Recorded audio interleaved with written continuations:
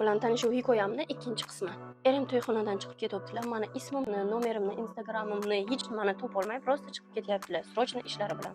Va endi bu qizni qayerdan topaman deb o'ylab yurgan ekanlar. Buxoroda to'ydan keyin qanaqadir nimadir bo'ladi, tipo jo'yg'indiron или nimadir, короче, qanaqadir мероприятие. И mana shunga domodni jo'ralari, ukamni jo'ralari hammalari kelgan edi. Va erimni o'zlarini aytib berishlaricha, kechasi bilan o'ylaganlar, bu qizni qayerdan topaman, bu kunisi o'ylaganlar kuni bilan. Abedga shunday jo'ralarni o'ylariga kirib kelsalar, u yerda men pastida yuvib o'tiribman.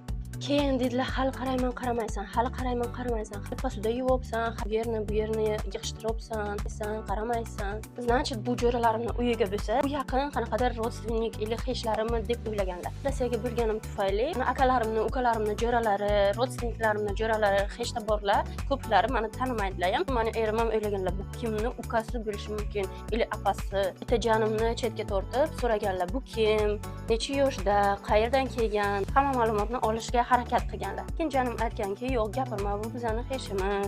Rossiyaga faqat yashagan, gapirma, seni намереning серьезный emas, gaplashasan ketasan, gapirma degan.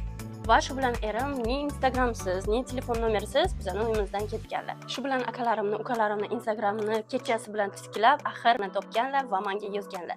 Продолжение xohlaysizlarmi?